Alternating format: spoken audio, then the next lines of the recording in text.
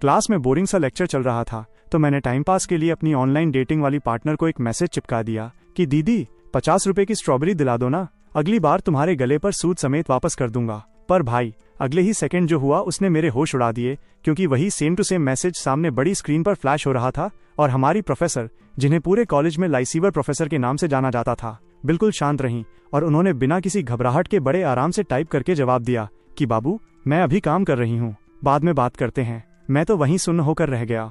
असल में हुआ ये था कि अटेंडेंस और क्रेडिट्स के चक्कर में मेरा रूममेट मुझे जबरदस्ती यहाँ वहाँ के लेक्चर्स में घसीटता फिर रहा था, जहाँ 3 घंटे के अंदर 5 प्रोफेसर बारी बारी आकर अपना ज्ञान पेल चुके थे और मैं नीचे चुपचाप बैठा बैठा बोर हो रहा था। और सच बताऊं तो बैठे बैठे मेरी गांड दुखने लगी थी। तभी जैसे ही छठे प्रोफेसर स्टेज पर आए, पूरी ऑडियंस में अचानक शोर मच गया और मेरा रूममेट भी एकदम एक्साइटेड होकर बोला, देख देख प्रोफेसर लियू आ गए। मैंने ऊपर नजर उठाई तो सामने प्रोफेसर लियू बुयान खड़े थे, जो हमारे डिपार्टमेंट के सबसे कम उम्र के लेजेंडरी प्रोफेसर माने जाते थे। और उस वक्त वो स्टेज पर बस अपनी स्लाइड सेट कर रहे थे, पर भाई दिखते वो वाकई कमाल के हैंडसम थे। तभी अचानक मेरा ध्यान उनकी स्क्रीन के एक लाल और हरे रंग के पैटर्न पर गया, जो बिल्कुल वैसा ही लकी पैटर्न था जो मैंने हाल ही में अपनी ऑनलाइन पार्टनर को सजेस्ट किया था। और उन्हें देखते ही मुझे अपनी ऑनलाइन गर्लफ्रेंड की याद आ गई और कल रात जो उसने अपनी ऑनलाइन गर्लफ्रेंड की याद आ गई और कल रात जो उसने अपनी हॉट तस्वीरें भेजी थीं, वो सब मेरे दिमाग में घूमने लगी। मुझसे रहा नहीं गया और मैंने अपना चैट बॉक्स खोल लिया, जहां उसका आखिरी मैसेज यही था कि वो काम पर जा रही है। तो मैंने सोचा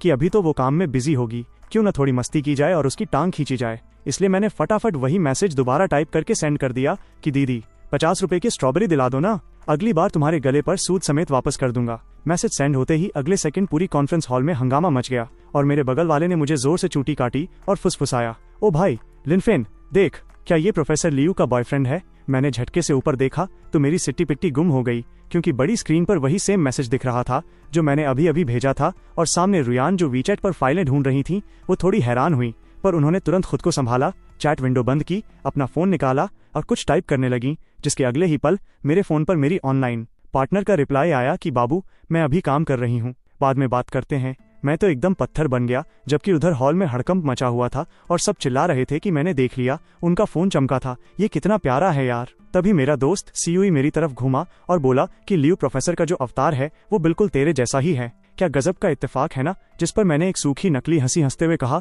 कि अरे हाँ यार, मैंने तो ध्यान ही नहीं दिया। तो सीयूई को मेरा ये फीका सा रिएक्शन पसंद नहीं आया और वो दूसरों से गप्पे मारने लगा। पर यहाँ स्टेज पर खड़ी लियू रुयान को देखकर मेरा दिल बुलेट ट्रेन की रफ्तार से धड़क रहा था, क्योंकि same lucky pattern, same profile picture और वही सेम मैसेज, सब कुछ साफ साफ चिल्ला चिल्लाकर कह रहा था कि लियू रुयान ही मेरी वो ऑनलाइन गर्लफ्रेंड है। और भाई क्या गजब का कंट्रास्ट था, क्लास में इतनी संस्कारी प्रोफेसर और चैट पर इतनी बोल्ड। जैसे ही लेक्चर खत्म हुआ, लियू रुयान जल्दी जल्दी में वहां से निकल गईं और मैं जब हॉस्टल की तरफ लौट रहा था तो मेरे फोन पर लियू रुयान के मैसेजेस की बाढ़ आ गई कि क्या हुआ बाबू, तुम जवाब क्यों नहीं दे रहे, मेरा काम खत्म हो गया है। हाँ तो हम क्या बात कर रहे थे, मेरा बच्चा क्या कर रहा है, तुम अचानक कहाँ गायब हो गए। तभी मैं बहुत घाई में थी, इसलिए तुम्हें 50 रुपए की स्ट्रॉबेरी दिलाना भूल गई। और तभी अचानक मेरे फोन की स्क्रीन पर एक नोटिफिकेशन आया कि आपको 50,000 रुपए का ट्रांसफर मिला है। मैं एक के बाद एक आ रहे उनके मैसेजेस को देख रहा था और सच बताऊं तो मेरा दिमाग काम करना बंद कर चुका था। लियू रुयान के इस संस्कारी और कड़क चेहरे के पीछे उस इतनी बोल्ड बातें करने वाली लड़की को इमेजिन करना मेरे लिए बहुत मुश्किल हो रहा था।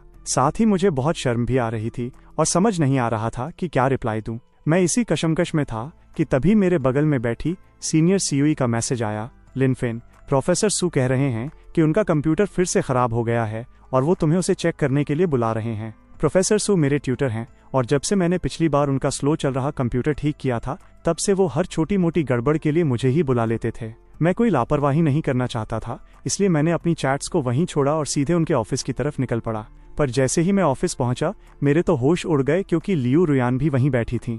वो मेरे ठीक सामने वाले डेस्क पर थीं, अपना सिर झुकाए चुपचाप फोन देख रही थीं और उनका मूड काफी खराब लग रहा था। मेरी हिम्मत नहीं हुई कि मैं उन्हें ज्यादा देखूं, इसलिए मैंने अपनी नजरें चुराईं और पूरा ध्यान प्रोफेसर सू का कंप्यूटर ठीक करने में लगा दिया। जैसे ही कंप्यूटर ठीक हुआ, प्रोफेसर सू खुशी के मारे अपनी आंखें सिकोड़ते हुए मुस्कुराए और बोले, वैसे प्रोफेसर लियू अभी कह रही थीं कि अचानक उनके वीचैट पर मैसेज आने बंद हो गए हैं, जरा एक बार उनका फोन भी देख दोगे क्या? मैंने एक पल के लिए सोचा और मुझे तुरंत समझ आ गया कि लियू रुयान को मैसेज क्यों नहीं मिल रहे थे। ये प्रॉब्लम तो चुटकियों में ठीक हो सकती थी, पर प्रोफेसर सू की उस मुस्कुराती हुई नजरों के सामने मेरे पास और कोई रास्ता नहीं था, इसलिए मैं उनके डेस्क की तरफ बढ़ा। मैंने जानबूझकर अपनी आवाज बदली और भारी आवाज में कहा, प्रोफेसर लियू, प्रोफेसर सू कह रहे हैं कि आपका वीचैट शायद खराब हो गया है, मेरी आवाज़ सुनकर रुयान अचानक से चौंक गईं। वो मुझसे थोड़ा डर सी गईं और उन्होंने झटके से पीछे होकर मुझसे दूरी बना ली और बोली, नहीं नहीं कोई बात नहीं। वैसे वो प्राइवेट में अपने कलीग्स के साथ हमेशा इतनी ही शिष्ट और दूर दूर रहने वाली इंसान थीं, पर इस वक्त उनका ये बर्ताव मेरे लिए एकदम परफेक्ट था। मैं जैसे ही वहां से मुड़कर भागने वाला था कि तभी लियू रुयान की नज़र अचानक मेरे हाथ पर टिक गई। मेरे हाथ में मेरा फोन था जिसकी स्क्रीन ऑन थी और वॉलपेपर पर एक छोटे से पिल्ले की फोटो लगी थी। मुझे तुरंत याद आया कि मैंने पहले अपनी ऑनलाइन पार्टनर को अपने कुत्ते की बहुत सारी फोटो भेजी थी और उसी का वॉलपेपर बना रखा था। मैंने बिना देर किए फटाफट फोन अपनी जेब में ठूंस लिया और कहा, प्रोफेसर लियू, अगर और कोई काम नहीं है तो मैं चलता हूँ। तभी रुयान अचानक बोल पड़ी, रुको, क्या मैं तुम्हारा वॉलपेपर देख सकती हूँ?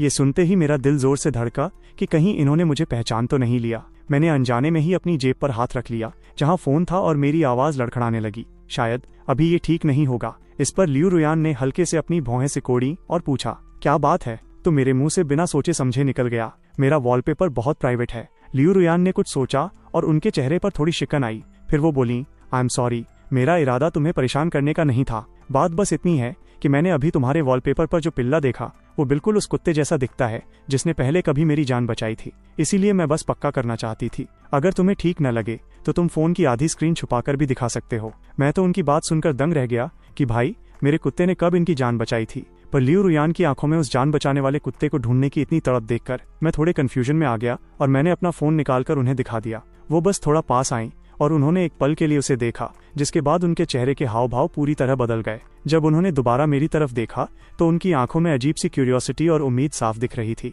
और उन्होंने पूछा, ये तुम्हारा ही पिल्ला है ना? मैंने तुरंत अपना फोन पीछे खींच लिया और मन ही मन सोचा, अरे मेरी जान, कैसी जान बचाई? ये तो पक्का मेरा टेस्ट ले रही हैं। इसलिए मैंने तुरंत अपना सिर हिलाते हुए कहा, बिल्कुल नहीं।